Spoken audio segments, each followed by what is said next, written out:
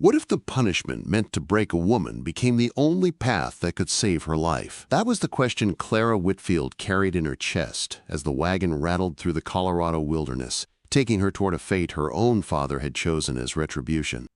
Hello, my dear friend. This is Jasper Ashwood, your narrator of Mountain Tales. Before we start, make sure you subscribe and drop a comment below telling me where you're tuning in from. A big hug to you all, and I hope you enjoy the story. The Colorado Rockies, year 1879. Winter had begun pressing its cold breath over the frontier, coating the valleys with a thin layer of frost. Pines trembled under the weight of the coming storm, their tips bending with each gust of wind. The world looked hushed, almost holding its breath. Inside a horse-drawn wagon, Clara Whitfield sat with stiff posture, staring ahead without blinking. She carried only a small travel bag and a gray wool coat wrapped tightly around her shoulders. Clara was the daughter of Judge Amos Whitfield, a respected man in Denver City, feared for his judgments and admired for his discipline. Her mother had died when she was young, and her older brother had left for the gold fields long ago. Clara had grown into a soft-spoken woman with pale skin, hazel eyes, and a calm voice that always hid more courage than people expected. She had also grown into someone who knew how to stand her ground. That, unfortunately, was her greatest crime. Just weeks earlier, her father had arranged a marriage for her with Cyrus Blackwell, a wealthy banker widowed once already and more than twice her age. Clara refused. She did not raise her voice. She did not throw a tantrum. She simply said no. Judge Whitfield did not tolerate defiance. In his eyes, a daughter who disobeyed him was a shame to the family name. "If you cannot behave like a lady," he declared, "you will learn the duties of a servant." And so, as punishment, Clara was sent to serve in the home of Jacob Thornton, a widowed mountain man far from Denver's polished society. Clara had heard whispers about him.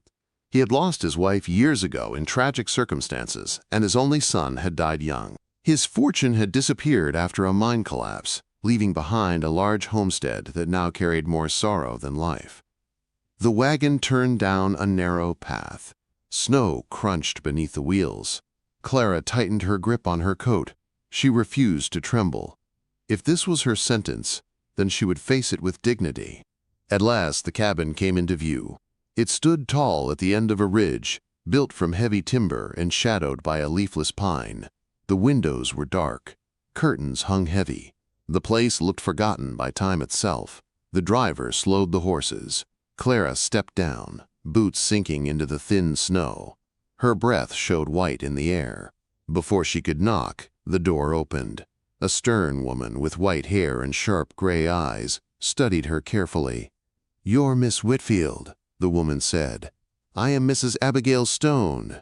Mr. Thornton is occupied. The girls are in their rooms. Follow me." Clara entered the cabin. The air was cold. The hallway smelled faintly of old wax and sealed memories. Family portraits were covered by white cloths. Not even the ticking of the grandfather clock broke the silence. Mrs. Abigail led her up the stairs to a small room with an iron bed, a wooden dresser, and a window facing the clearing. "You will teach the girls reading, writing, manners, and music. They lost their mother years ago. Do not expect warmth. They barely speak." Clara nodded. "I will do my best." Hours later, she met the girls. Lily, 10 years old, stood tall and tense. Emma, 7, stayed close to her sister, staring with shy eyes. Both had the quiet sadness of children who had learned to protect themselves too soon. "Are you the new teacher?" Lily asked without lifting her chin. "Yes," Clara answered gently, "and I hope we will get along." Mrs. Abigail stepped in. "You will treat Miss Whitfield with respect, though she is not a lady like your mother." The words wounded Clara, but she did not show it. She bent slightly to the girls' level.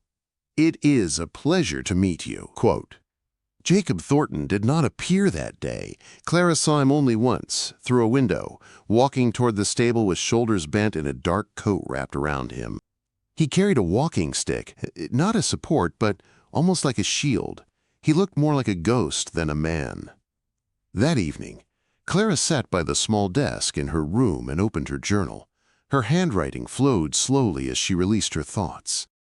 I do not know if this place is a punishment or a test. The silence feels heavier than shame, but I will not be broken by it. Days passed quietly. Clara woke at dawn to Mrs. Abigail's sharp knock. She dressed in her navy wool dress and braided her hair tightly. She taught the girls in a dim study room. Lily remained distant. Emma watched her as if afraid to trust kindness. Clara never forced them. She simply offered steady warmth, the way her mother once did with her. One afternoon she found a small piano room filled with dust. A fallen portrait caught her eye. It showed a young woman with sad eyes wearing a moss-green satin dress. Before Clara could study it, Mrs. Abigail appeared behind her. "This room stays closed," she said firmly. "It is not for teachers." Clara stepped back, sensing the warning, but the house itself seemed to whisper stories through the walls. The locked doors, the covered portraits, the silence that felt almost alive. Then, during a stormy night, lightning flashed outside. The girls cried in fear. Clara climbed the stairs with an oil lamp and sat between their beds. She told them stories her mother once told her. Slowly, the girls snuggled closer. Emma rested her head on Clara's lap. Lily watched with cautious interest before whispering, "Mama would have liked hearing that." For the first time, something warm stirred in the house. But the next morning, Jacob finally confronted her. His voice was deep and cold. "Miss Whitfield, I ask that you limit yourself to teaching. My daughters do not need affection. They need discipline." Clara met his gaze with calm strength. Children learn more with warmth than with cold rules. "You know nothing of this cabin," Jacob said sharply. "And yet I see its pain," she replied softly. Their eyes locked. Something unspoken passed between them, something that made Clara's chest tighten in a way she could not explain. She did not know it yet, but the moment their hands brushed later that week, accidentally, lightly, for only a second, would change the course of both their lives forever. It was the first touch that made the silence tremble. Clara had not expected a single touch to follow her into sleep, yet that night she felt it again. The light brush of Jacob's hand as they crossed paths in the hallway lingered, like warmth hidden under cold ashes. She tried to push it away. She tried to breathe it out. She tried to remind herself she was here as punishment, not as a woman free to feel anything. But the truth settled deep inside her. That touch had awakened something she did not know she had been starving for. The next days moved slowly, like snow melting under weak sunlight. Clara continued her lessons with the girls, but the air around the homestead had changed. Emma stayed closer to her. Lily stopped flinching when Clara reached for a book near her. Even the old piano in the west wing seemed to sigh, as if recognizing a forgotten melody. Jacob, however, became more distant. He entered rooms only after she left. He answered every question with a stiff nod. When Clara greeted him, he replied with a murmured, "Miss Whitfield," before excusing himself. Yet she felt his gaze on her when he thought she wasn't looking. One afternoon, while Clara was helping Emma with her handwriting, the wind slammed a window in the west wing. The sound echoed through the house. Lily jumped in fright. Emma began to cry. Clara set down the quill and knelt beside them. "It is only the wind," she whispered. But Lily shook her head. "That room," she said in a trembling voice, "that is where Mama used to play music. Nobody goes there now." Clara held her gently. "You do not have to be afraid of memories." Before Lily could answer, Jacob appeared at the doorway. His face was pale, his jaw clenched. He had clearly heard everything. "That room stays closed," he said sharply. "The past stays where it belongs." Clara rose slowly, facing him. "Children do not heal by pretending the past does not exist." Jacob stiffened. His eyes darkened with something she could not read. Pain, anger, fear. "Miss Whitfield," he said in a low voice, "you were brought here to teach, nothing more." "But I cannot pretend I do not see the wounds in this house," she replied gently. "We all have wounds," Jacob murmured. "Some must remain closed." He turned and left without waiting for an answer. but Clara noticed his hand shaking as he walked away. Something inside him was cracking, even if he refused to admit it. Later that evening, after the girls were asleep, Clara stepped outside to breathe the cold night air. Snowflakes floated gently, sparkling like tiny stars under the moonlight. The homestead looked less like a prison now, and more like a sleeping giant waiting for someone to wake it. Footsteps approached behind her. She knew who it was before he spoke. "You should not be out here alone," Jacob said quietly. Clara didn't turn around. "I am not afraid." Quote, "You should be," he replied, voice softer than she had heard before. "This land, it takes things from people." She turned then, meeting his eyes. For the first time, the hardness in him had cracks, enough to let something honest slip through. "You have lost much," she whispered. Jacob's breath trembled. His eyes lowered. "My wife, my boy, my fortune, my peace." Clara stepped closer, though she didn't touch him. "Your daughters need more than walls and silence to heal." Jacob looked at her as if searching for a truth he had long avoided. "And what do you need, Miss Whitfield?" Clara swallowed. "I need to know I am not breaking more than I am helping." His gaze softened. "You are not breaking anything. You are unsettling what I buried. And I do not know yet if that is good or bad." Before Clara could answer, thunder cracked overhead. Snow turned to cold rain. Jacob stepped closer and took her arm gently. "Come inside," he said. Their hands brushed again, warm, careful, alive. It was only a second, but enough to shake both of them inside. That night, the storm raged. Wind howled through the cracks. Clara lay awake, listening to the distant thunder, thinking of the way Jacob looked at her, the way the girls leaned into her now, the way Abigail watched her with unreadable eyes. Something in that house was waking up, something old, something tender, something dangerous. The next morning brought another blow. Mrs. Abigail found her in the kitchen and handed her a folded letter. "This arrived for you." Clara unfolded it. It was from her father. The words were cold. "I hear you have grown close to that widowed man and his children. I hear you have forgotten your place. If you continue disgracing this family, I will come for you myself." Clara's chest tightened. Fear and anger mixed inside her. She tucked the letter away before anyone saw her hands shake, but Abigail had already noticed. Her eyes narrowed. "This homestead has its rules, Miss Whitfield. It is best you remember them." Clara met her gaze with calm strength. "I will not stop being kind because others fear it." Abigail did not answer. But the warning hung in the air like smoke. Later that afternoon, while walking toward the clearing with the girls, Clara found something half buried beneath the snow. A small stone marker. No name, only a faint inscription. "To the one we will not forget." Emma slipped her hand into Clara's. "That is where he rests." "Who?" Clara whispered. Emma pointed toward the cabin. "A brother." Clara's breath caught. Everything made sense. The covered portraits, the silence, Jacob's pain, Abigail's tension, the children's fear, the way the house seemed frozen in time. That night, Clara returned to her room with a heavy heart. She wrote in her journal, "There is a grave outside this cabin, and there is another grave inside Jacob's heart. But something tells me he wants to breathe again, even if he does not know how." Just as she closed her journal, a soft knock came at her door. When she opened it, Jacob stood there with a troubled expression. "I need to speak with you," he said. His voice was calm, but his eyes were stormy. "This house is changing because of you. My daughters are changing. I am changing, and I do not know if I can stop it anymore." Clara stepped back slightly, unsure of what he meant. Jacob moved closer, his voice dropping to a raw whisper. "Tell me, Clara, what have you done to this place? What have you done to me?" The thunder outside echoed his question, and Clara felt the answer trembling inside her chest, waiting for its moment to break free. Clara stood frozen in the doorway, her fingers barely holding the edge of the frame as Jacob's question echoed between them. His voice had not carried anger. It had carried something far more dangerous, something tender, something he had tried so hard to bury. "What have you done to me?"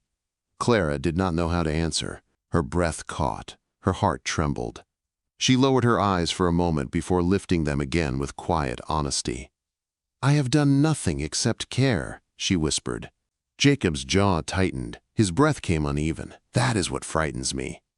A gust of wind shook the windows, drawing Clara's eyes toward the storm outside. She stepped aside slightly, allowing him into the room. He did not step past the threshold.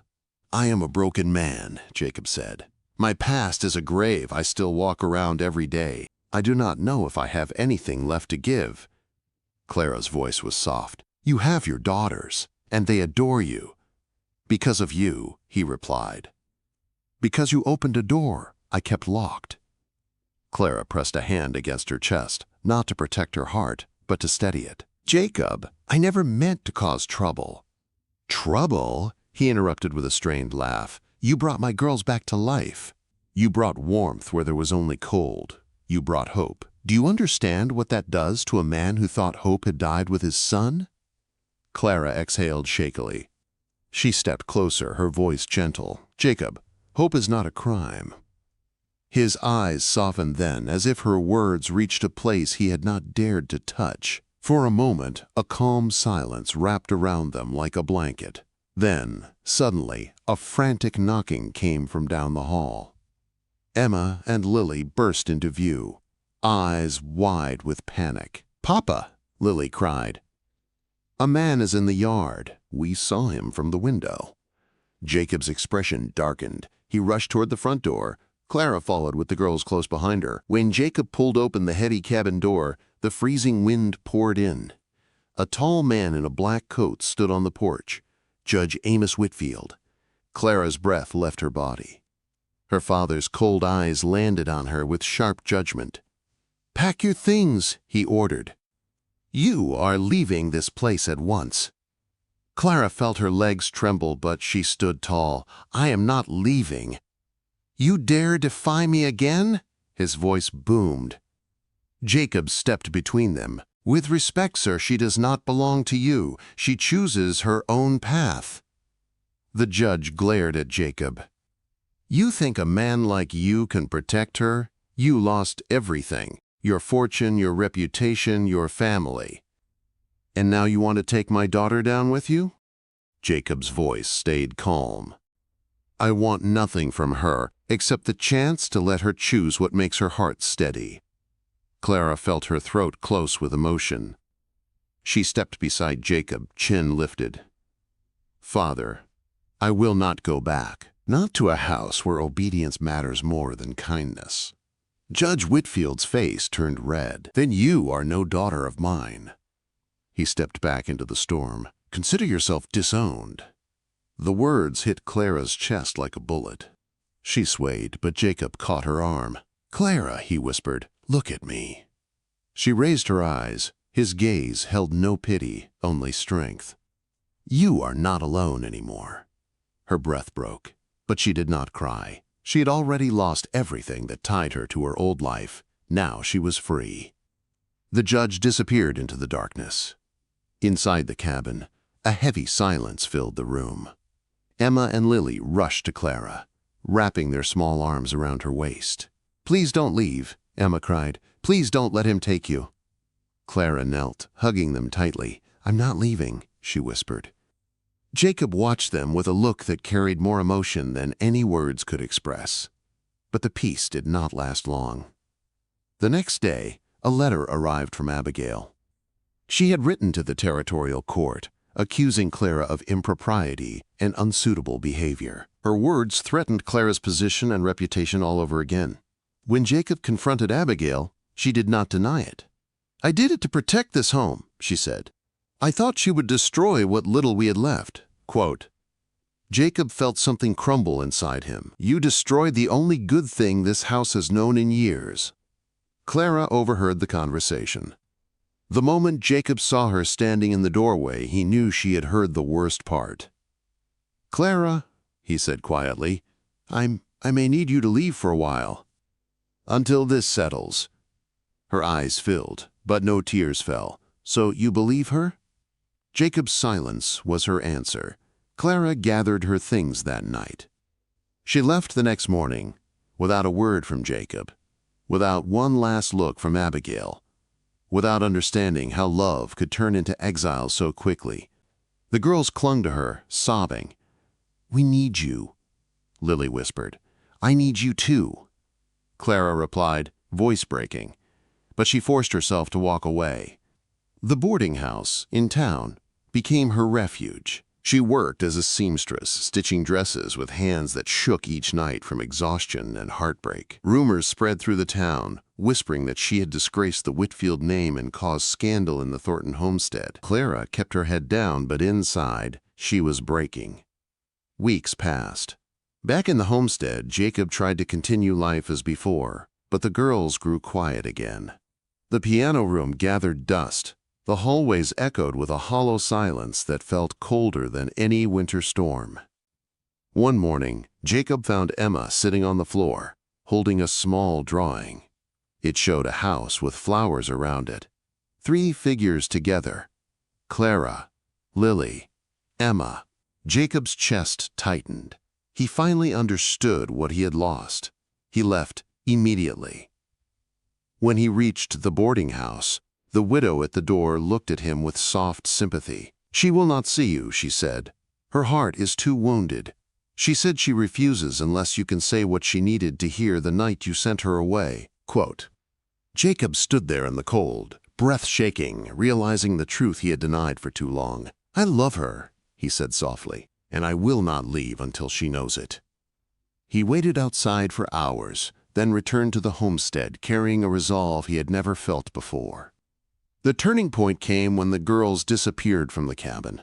They had run away toward town through the rain, soaking wet and trembling. They found Clara and threw themselves into her arms, begging her to come home. Clara's heart nearly stopped. She wrapped them in blankets, dried their tears, and rushed them back to the homestead. Jacob met them at the door. His face broke when he saw the girls. Relief, fear, and guilt washed over him all at once. "Are you hurt?" he asked them desperately. Emma sobbed. "We went to get her. We miss her." Jacob finally looked at Clara. Her face was pale, soaked from the storm, eyes filled with hurt he had caused. "Thank you," he whispered, "for not turning your back on them, or on me." Clara lowered her gaze. "I did not come for you." "I know," Jacob said gently, "but I hope you can stay for them." He stepped forward. His voice steadied. "No more silence, no more running, no more fear. Clara, I love you. I have loved you from the moment you touched my daughters' lives, and I am begging you, stay. Let us be a family." Clara felt the world spin, everything she had lost, everything she had gained, everything she feared to hope for. Then Lily and Emma placed their small hands into hers. "Mama," they whispered together. Clara choked on a sob. She turned toward Jacob. "I am afraid," she whispered. "I am too," he said. "But I will face that fear with you. Every day, if you let me."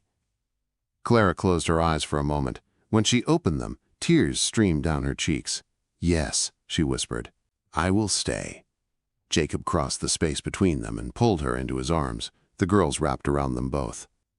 And for the first time in years, the Thornton homestead felt alive again. Months later, under a blooming arch of wild lilies in the clearing, Clara married Jacob in a simple ceremony filled with tears, laughter, and hope. The girls walked beside her, proudly calling her Mama. Abigail, softened by regret, stood quietly in the back with moist eyes. Even the judge appeared in the distance, watching from behind the fence before walking away in silence, leaving behind the burden of the past. The cabin became a home reborn with love, warmth, and second chances. And the touch that once changed everything continued to guide their lives, not with pain, but with a tenderness that healed wounds too deep for words.